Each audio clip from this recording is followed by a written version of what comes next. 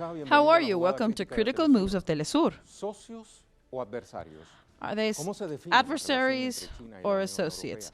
How is the relationship between China and the European Union? What is their relationship? What are the challenges that they have between them? And this campaign of discredit of the Trump administration against China, what are the geopolitical interests that are at play? This is what we're going to analyze today. Let's begin.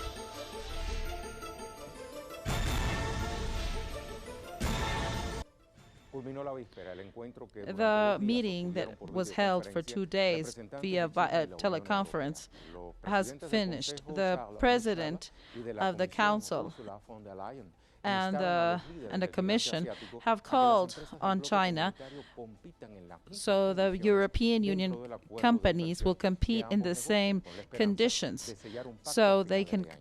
What they want to do is to sign an agreement at the end of the year. The exchange is like 1.5 billion a day.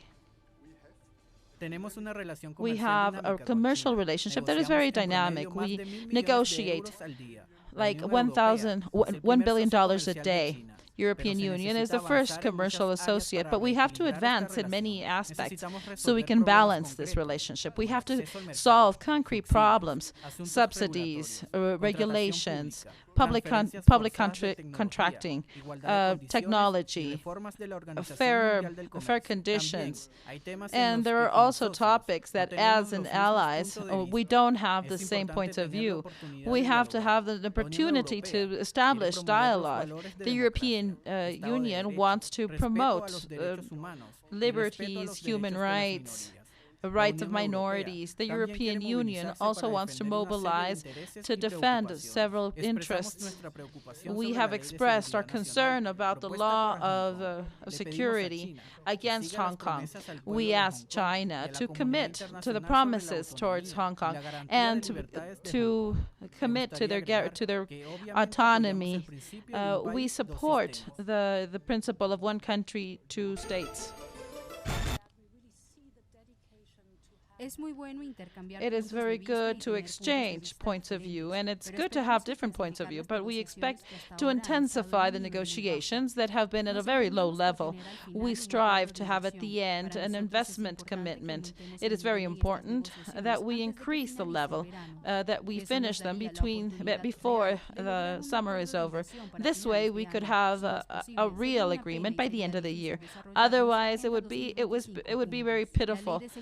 The law of national security might hinder the principle of one country, two systems. This autonomy that has allowed Hong Kong to flourish and to be so successful. China is at risk to have very negative consequences if they keep up with the imposition of this law. The European Union is in contact with the G7 allies, and we have set our posture very clear. We ask them to reconsider, although we know that China has a different point of view than ours. The parts have agreed that the economic and commercial agreement is mutually beneficial. We expect to have a holistic and a comprehensive agreement. The parts will sign the agreement as soon as possible, and they will keep on strengthening the affairs of the World Trade Commerce. There was a sincere discussion about the defense law, and this is an internal affair of China. We oppose any type of external intermission. What we expect is that we can maintain one country, two systems, as we keep the prosperity of Hong Kong. It is the Chinese interest to keep up with the prosperous Hong Kong. Let's locate in the geopolitical map this country that is sitting to negotiate with the European Union. Why does everybody want to negotiate with China? Let us tell you.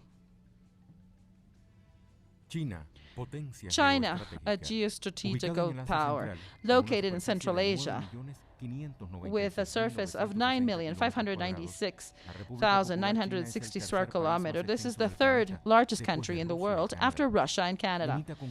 It has 14 border countries: Vietnam, Laos, Burma, India, Bhutan, Nepal, and Pakistan at the south, Afghanistan, Tajikistan, Kyrgyzstan, in Central Asia, Russia, Cambodia, North Korea. And it also has borders with South Korea, Vietnam, and Philippines. These are sea borders. It's divided in 23 provinces, 5 autonomous regions, 4 municipalities, and 2 special districts that are Hong Kong and Macau. This is China controls a huge coastal line. Their coasts are showered by strategic sea, the West Indies Sea. And the first one is a dispute with Hong Kong, and the second one is the largest sea district because it joins Asia and Europe, and it is economically very important because of the abundancy of fishery. It also has 50,000 kilometers of rivers that flow from east to west, and most of them go to the Pacific Ocean. Agriculture is vital in the national economy, and this is why the agriculture population is the majority. China holds many mineral resources. The steel resources, they have one of the highest reserve. They also have others like molybdenum, mercury, magnesium, steel, zinc. The huge country is the first consumer of energy, and therefore the first producer of solar panels and wind turbine. China leads in the production of TV, cement, and it's the third producer of cars after the United States and Japan. Many consider it the biggest commercial power in the world. In terms of defense, it has the largest armed forces that is made up of the National Army of Liberation, with over 3 million people. They divide in Air Force, Army, and Sea. It is a nuclear power that has the first merchant marine, and it's one of the 5 countries that the permanent members of United Nations with a veto power, and is also part of the 5 emerging powers in the world, BRICS, along with Brazil, Russia, India, and South Africa. Along with Japan and South Africa, China has a relationship with the nations of Southeast Asia through ASEAN +3, with the objective to speed up the investment and promote stability in the region, to expand their presence in new territories. China maintains investment in many countries that have large resources, and they also have many alliances. This is why it's like a World Bank, an alternative World Bank, where they have a lot of money. China bets on the multilateralism, and this is reflected on this new route that they want. This is one of the most promising platforms for the international commerce, trying to build a new inclusive world in the commercial rank. And they have allies such as Iran and Venezuela and other countries that are not allies of the United States.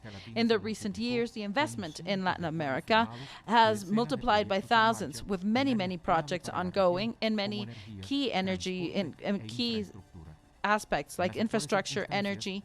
In the current conditions under the pandemic, China leads the countries of solidarity with sending medical equipment to all around the world. And they also send doctors to places where they need. Additionally, they have donated $30 million after the announcement of the United States that they would suspend their resources to the WHO. And you might ask yourself, what are the aspects that were dealt in this meeting? Let's review. Through a virtual conference, China and the European Union was held. The topics were from the sanitary emergency of COVID, commerce investment, as well as the recent decisions of the Special District of Hong Kong. Representative of both parts have expressed what happened in this meeting, and they expressed their will to continue with working together in combating the pandemic. The high-ranking Chinese official has said that the president is willing to maintain the diplomatic relationship and strengthen multilateralism. Nikki Can has said that their country is one of the main economies trying to reduce coronavirus, and they have called on their allies to maintain the supply of the industrial chain so the economy can maintain strong. And in this sense, he said the expansion between China and Europe can have mutual benefit and for everybody else. And he also said that the cooperation, that is almost 1/3 of the world GDP, can be a catalyst for the world economy and the economic growth at this moment. Both parties have maintained dialogues about the structure of the World Commerce Organization and of climate change. In this context, they agreed to set an agreement by the end of the year.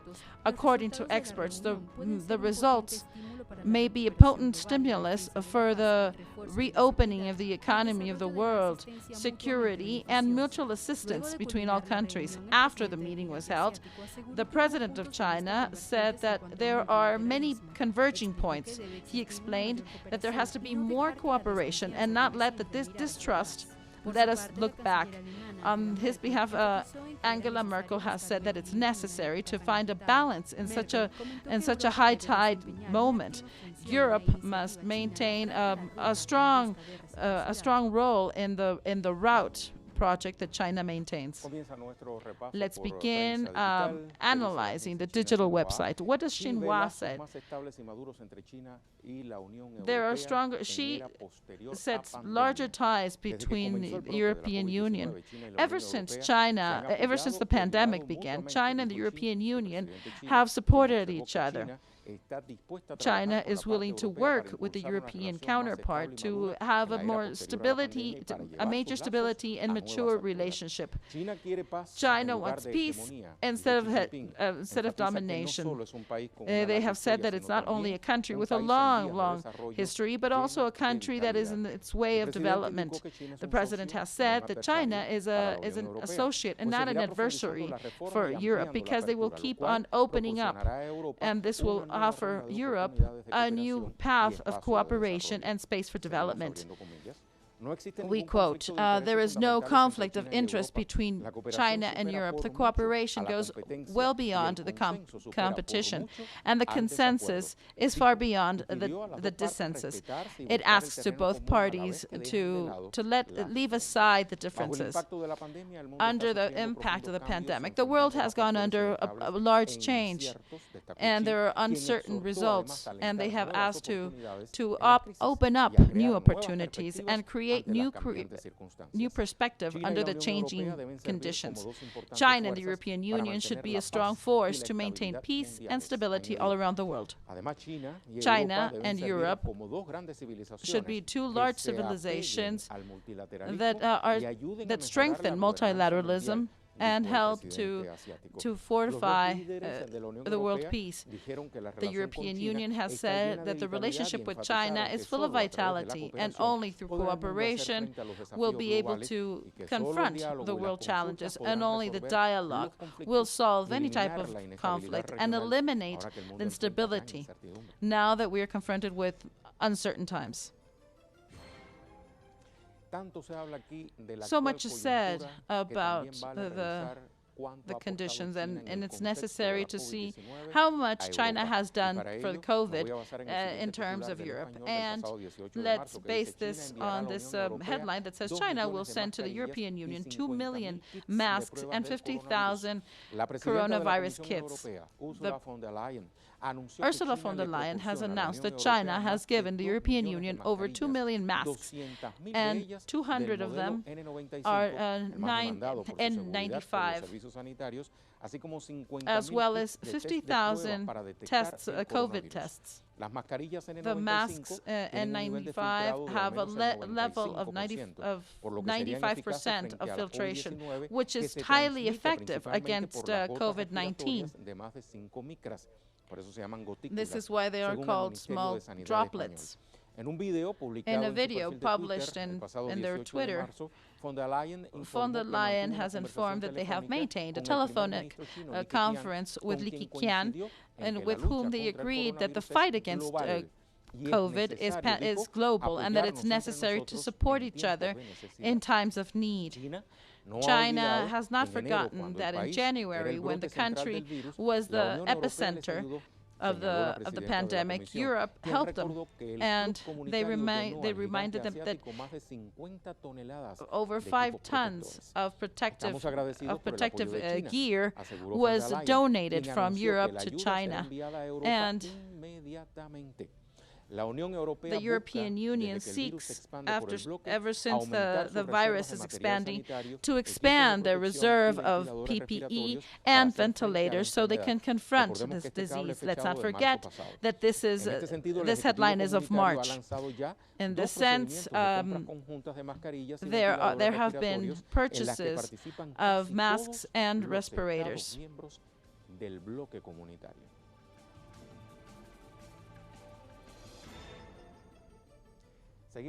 Let's continue updating the information. This is where we're going to Beijing with Iracy Peraza. Greetings, colleagues. Thank you for the contact. Well, effectively, everything seems to indicate that the meeting between China and the European Union has come to an end with a bitter sour sense. According to the analysts, it is positive that there is a compromise between both parties to conclude this year with the comprehensive agreement of investment. But they call not to be too optimistic, because both parties have a 6-year trajectory of trying to negotiate this agreement, and the agreement has not been final yet. Europe, apparently, what they're doing is criticizing much of the treatment of China towards some companies, and that it violates the principles of free trade. However, in this sense, very few times it is mentioned that China is still a country in development and that they don't have the advantage, the historical advantage, nor the level of life of the first world countries. So it is counterproductive to demand equality in the level of companies. They also assure that there is a bit of fear on behalf of the companies, of the European companies, especially in those of the industries of technology, that the Chinese company may overcome their counterparts from Europe, bearing in mind that in the past, China only gave the manwork, and the European companies took most of the benefits, bearing in mind that they put the technology. However, nowadays the situation has changed, and there are several Chinese companies that are leaders in these fields and that are able to surpass their European counterparts, such as the case of the company Huawei, and from there they ensure that it's not a coincidence that the major pressures of Europe as well as the United States are directed towards locating pressures to these leader companies in technology, such as Huawei. This is a company that has the leadership in technology development, such as the network of 5G. Another topic that was dealt in the summit was the Hong Kong and the security law.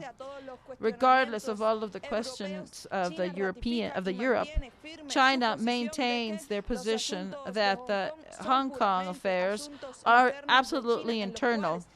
and it only pertains to China. This is all the information we have. Back to you. Thank you, Iranzi.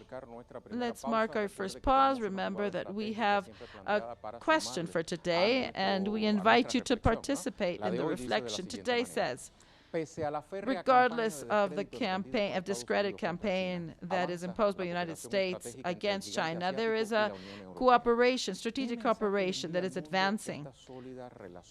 Who wants to?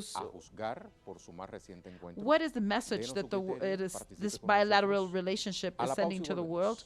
Let's go to the pause. We'll be right back.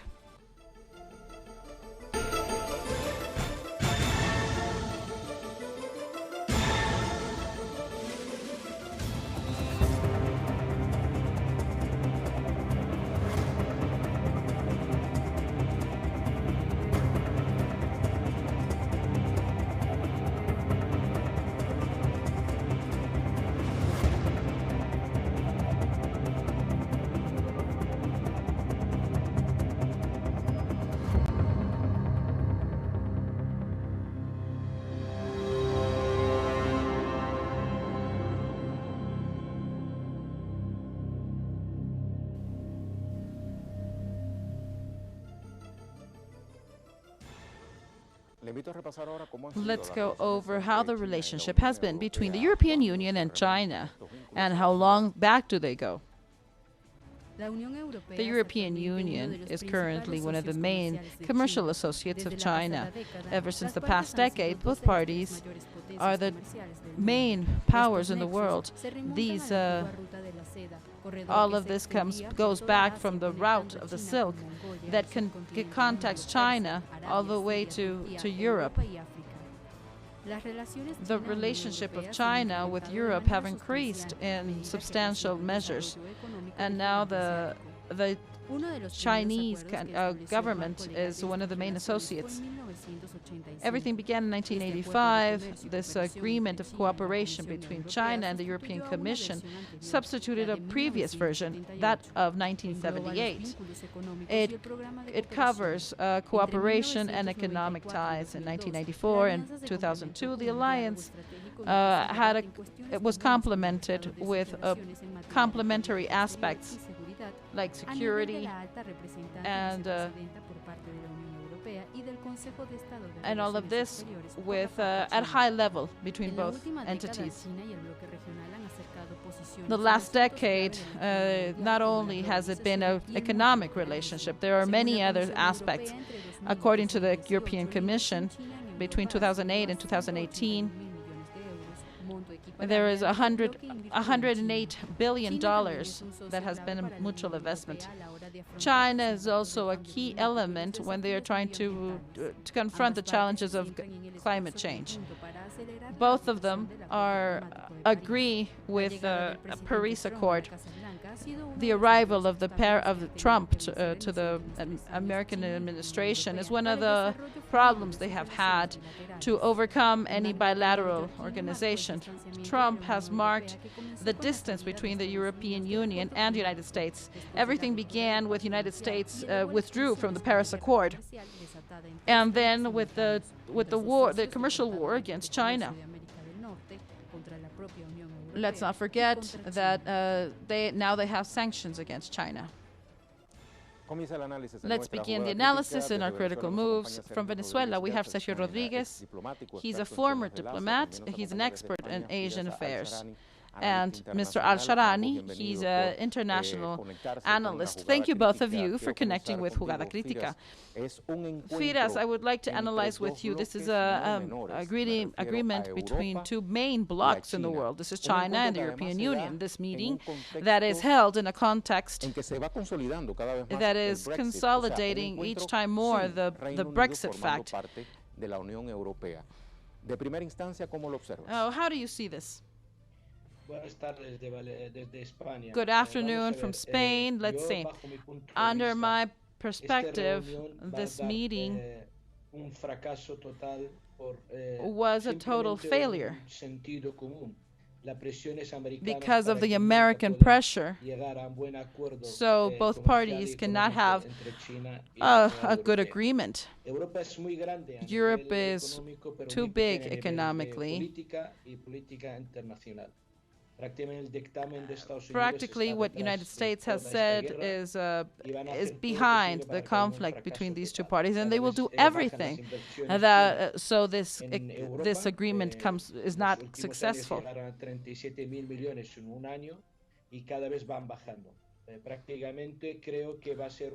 We can say that the relationships are improving, but I don't think enough to reach to a good agreement. Sergio, do you agree with this posture that is a bit pessimist that FIDAS has just stated?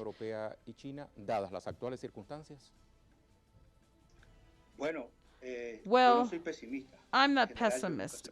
In general, I'm not. I think that the world, regardless of everything, the world is able to advance. But I do share the point of view of the colleague in the sense that Europe has given up most of its sovereignty. The European Union has less strength than NATO. And this confrontation of doctrine where the European ideas or the NATO ideas are imposed has been won by NATO under the imposition of the United States over the criteria and the interests of the European countries. The most extreme case is how United States has dragged Europe toward the sanctions against Russia. In a situation where United States is not affected and Europe is, United States imposes on Europe to buy more expensive gas so they won't have to buy it to Russia. But in general, I share most of the things that my colleague have said in the sense that there is a subordination of the policies towards United States.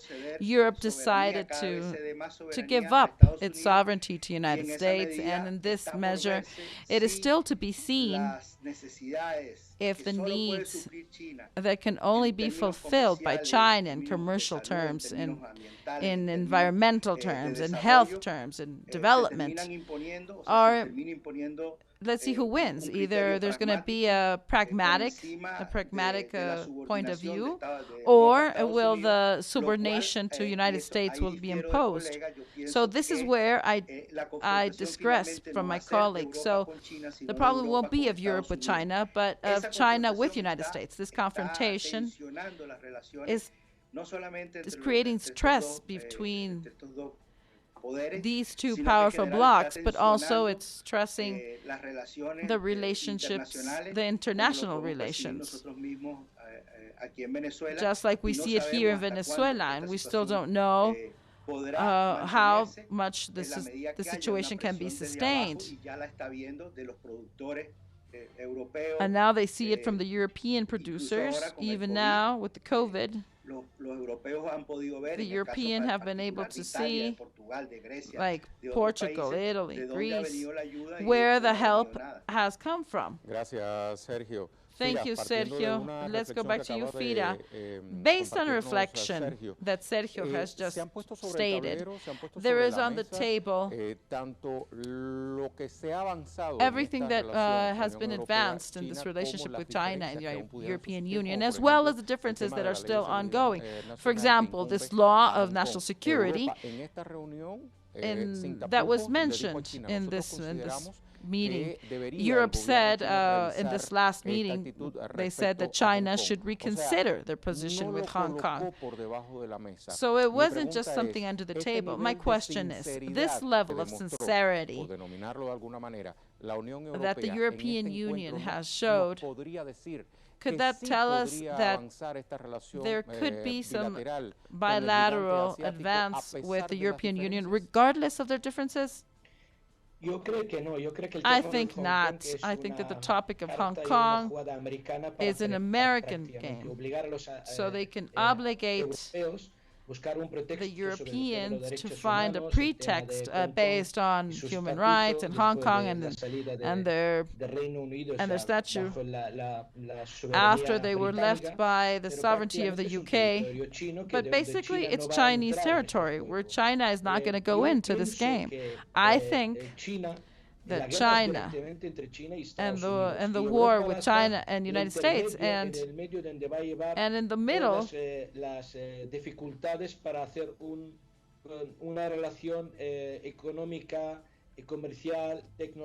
and there's going to be some differences. So they're going to use United States as a permanent game because China needs more investments and a good commerce. Just because,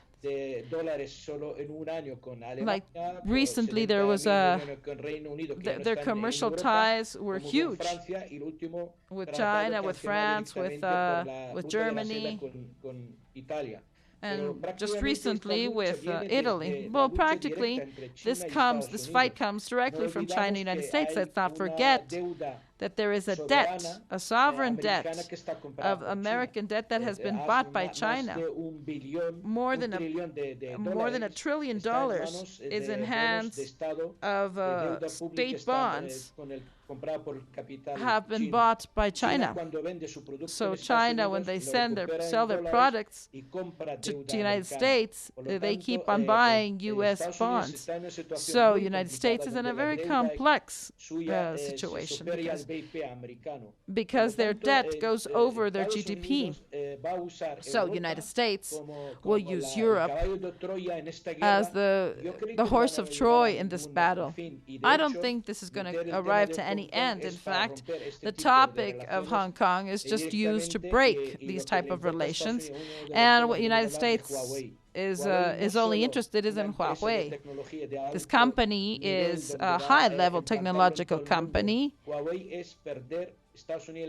and if they let Huawei grow, it's losing the dominance of technology, of the servers, of the military force, because now the servers will no longer be in the United States, because the servers will be in China. So this is a war that has just begun, and I don't think it's going to go to a good end. With my colleagues, we have seen that the European optimism is becoming pessimism, where United States is not seeking their interest, but the interest of the United States, and this will be seen and affect these bilateral relations. Thank you, Firas, in this search for the interest in seeing more towards the United States more than China. I want to ask you, who's going to lose out of all of this? Well, of course, Europe. Europe will lose in the sense that, first of all, they lose their identity. If there's something that is clear ever since some time ago, and that now is more evident with the pandemic, is that the great loser of all the situation is Europe. And I repeat, both with the relationship with China and Russia, the party that is losing is Europe, that frankly is now in a decline, both politically, commercially, and even military, because they're totally dependent on the United States.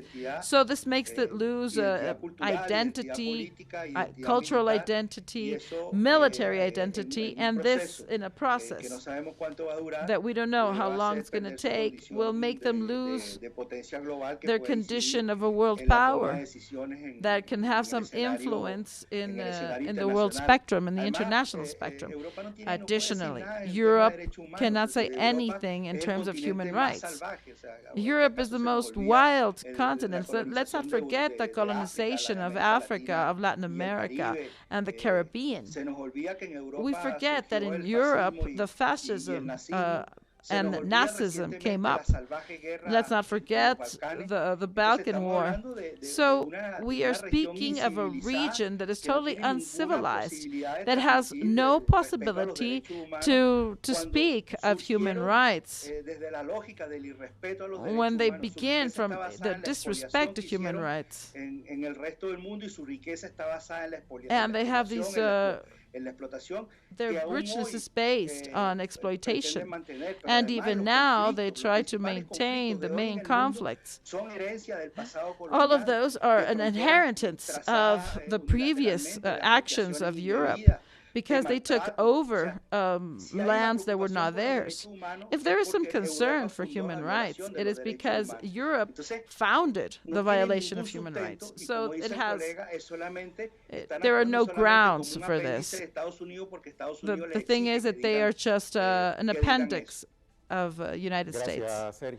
Thank you, Sergio. I want to thank FIDAS for your time, for Critical Move. Thank you very much for being with us. Let's go to our pause. And let's not forget that we have the question of the day. And the question is, regardless of the discredit campaign of the United States against China, there is still some strategic cooperation between China and the European Union. What message does it send to the world, this solid bilateral relation?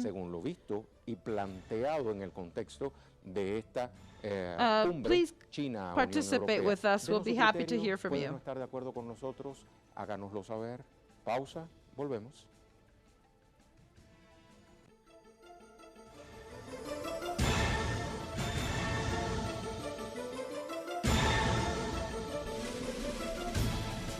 With the leadership of China, Western powers that are allies to the United States have added to the discredit campaign against China. Let's all see this.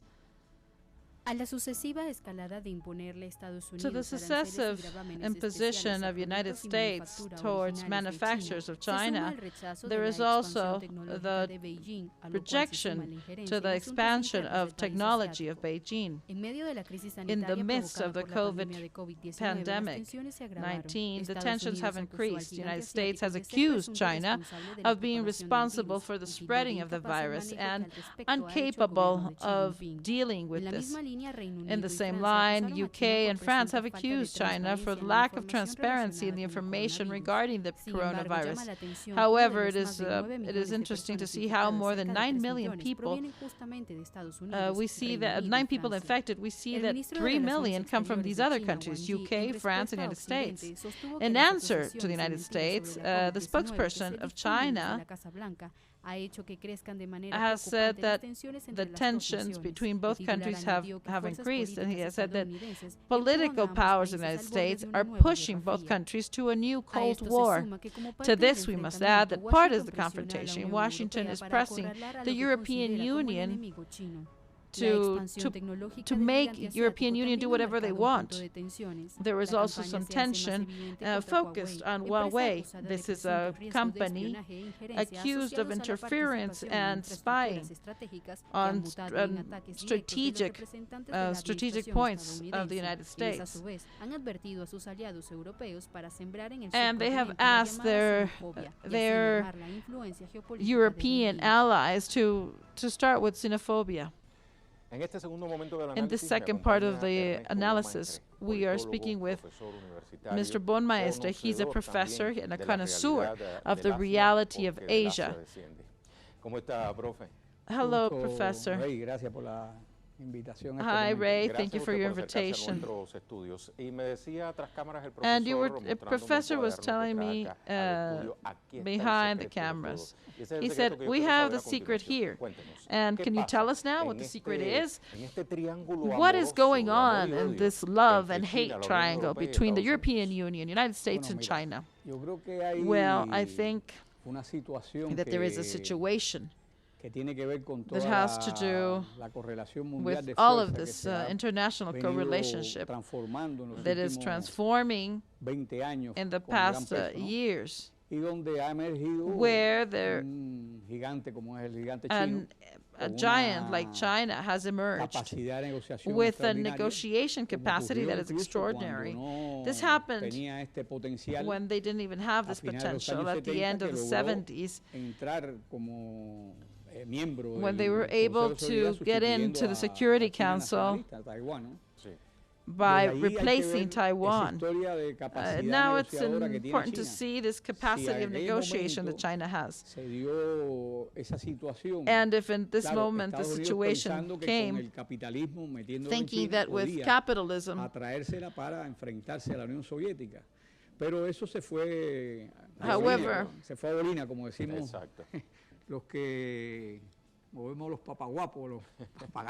Los papagayos se dicen acá en Venezuela. Se fue a Bolivia porque en realidad el Partido Comunista Chino, so what happened is that the Chinese Populist Party was able to guide China to maintain the socialist ideals that they have upheld for these years and improving the relations with Russia that are now manifested in the 90s with this agreement that brought as a consequence the Shanghai Cooperation Agreement. That is one of the elements that we must keep in mind. Let's not forget that in the mid-90s, Russia was reconfiguring itself because they left this crisis of the fall of the USSR to become now what we know as the new Russia. So there was this change, this metamorphosis. And now they're a multipolar world, they're multipolar countries. So this is why both parties, the European Union as well as China, speak of the multilateralism as well as governance, global governance. I think this is a point that both parties have insisted. Understanding that China has the capacity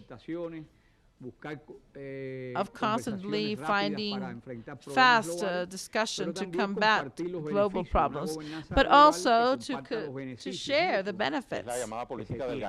This is the policy of win-win that China is striving for. So there is a whole philosophy that is imposed.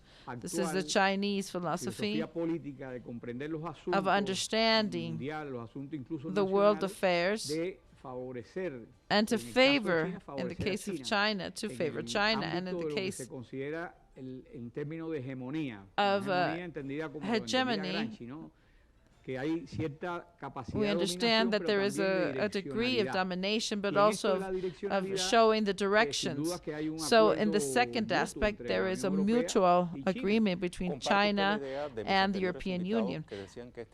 Do you agree with my previous guests that this agreement will not come to a happy ending?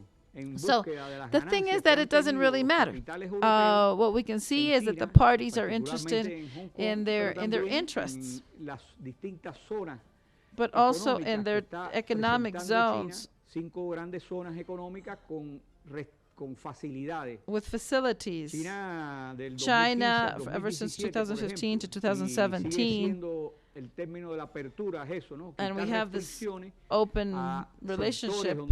There is this openness with where China has limitations for the foreign investors to come, but China will never lift the limitations on strategic zones that are basically of the sovereignty of the country, like the arms sector or the energy sector. There are some sectors that are key. However, this is not only done by China, many other countries do so.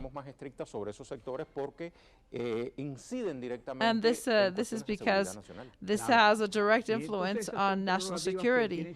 So these are prerogatives that China will keep. And that in any case, there must be some agreements with Europe. However, the European Union also has compromises with the United States and with Canada. They have compromises among themselves that they would have to abandon to find agreements with China. China has an agreement with ASEAN. And they have agreements with Russia. They have a strategic relationship and with Latin America. However, here we something common. That is to find agreements with Africa. And this is because China is the first commercial ally with Africa. But behind all of this is all of these European countries that had colonies in Africa, and they are the ones who left Africa in the inhumane condition they left them. Let's not forget that they had almost slavery, so Europe could enrich itself. So these are things that Africa really know who is helping them without trying to reach those extremes. This policy of Europe is so they will not lose any territory that some centuries ago was won in Africa. Well, this is in the interest of Europe and China because they are sharing. And this mutual cooperation becomes beneficial for both. So the African countries will also be benefited. Well, here the party that will not be benefited at all is the United States. Well, the United States is one of the things that we have to bear in mind. Here in the Atlantic Alliance, there is a crisis from ever 10 years ago. And now it's even worse with Donald Trump. So this profound state that has called Europe as an enemy. Well, this is what Trump said. Trump said that Europe was such an enemy as China. According to the John Bolton confessions, Trump goes as far that in 2018, United States, Trump was going to withdraw United States from NATO. Let's not forget that NATO is symbolic in the sense that there is no more political unity. We see this with the European Union and China, where United States has tried to separate Europe from China, but they're not able to do it because they don't have the capacity to go on dominating Europe. Germany has a great influence in this. These two people are part of Germany. Ursula von der Leyen and Michel. One person is from Belgium and the other one is French. So this is another element we must bear in mind to understand the discourse that these characters make, because they answer to the conservative parties. Because in this discourses, it's important to see that they have to answer to very powerful groups of the right.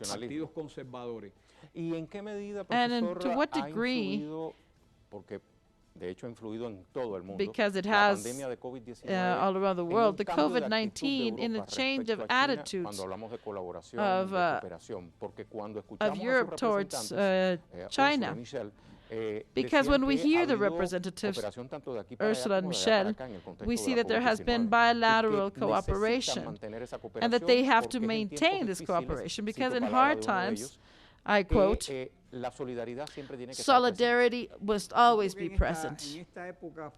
Well, nowadays, in this post-pandemic time, the president of China has insisted that everything will be solved after the pandemic, and that before that happens, we cannot have a clear vision on this.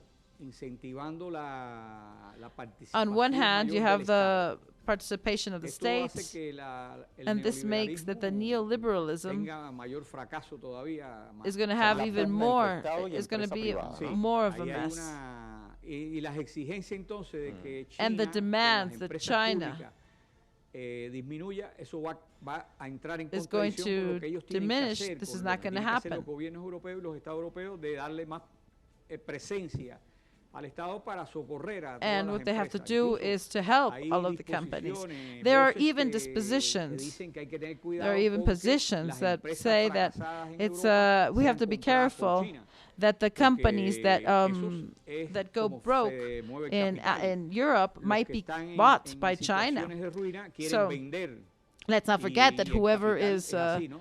is O sea bankrupt que will el want to propio sell, Tiene el dinero para capitalismo- invertir. and China has the el money to propio invest. capitalismo tiene sus propias contradicciones. So yes, well, Y capitalism eso, has their own China ha effects, sabido, and China knows that manejar far todo well. esto, porque entre los dos Because actores the estos, both Europa y China, Actors, tiene Europe una and China, posición y un China potencial has mucho más a fuerte, larger tiene unas amplias potential. relaciones con It los has 5 a continentes, good y que no relationship lo with the tiene 5 en tal continents medida that Europa, que es Europe muy does not egoísta, have muy it at the same ambiciosa, degree because muy they're too avariciosa greedy. desde el punto de vista del individualismo capitalista. They Ellos are lo que saben es individualistic todo. Diferencia que muy according bien to the acaba de describir, capitalism. profesor, ya en los minutos finales del análisis, me gustaría saber su criterio Professor, I would like respecto to al know mensaje your que le están analyze enviando al resto of the del mundo, signal China y la that Unión China and the Europea, European con Union estas is sending to the intenciones recién world planteadas de with these mantenerse en recent contacto, incluso pensando en un acuerdo para finales de intentions este año.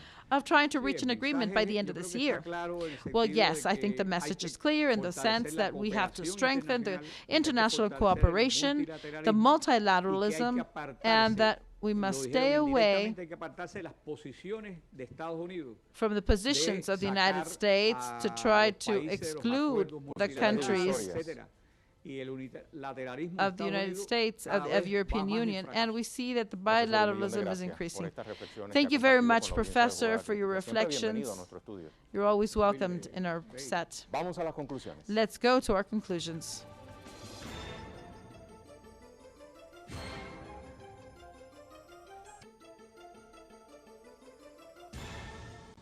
En medio del boicot In the midst of the estadounidense, boycott of the en medio de United la campaña de States, in the descrédito midst of the emprendida por la discredit Casa Blanca contra campaign China, el gigante of the asiático y US, la Unión Europea China, se and the proponen European sortear Union are trying to obstáculos y overcome avanzar. all of the Porque obstacles and avanzar es la advance. tarea de orden en Because estos tiempos advancing difíciles. is what Avanzar is the empuja el hardest but is desarrollo mutuo. necessary.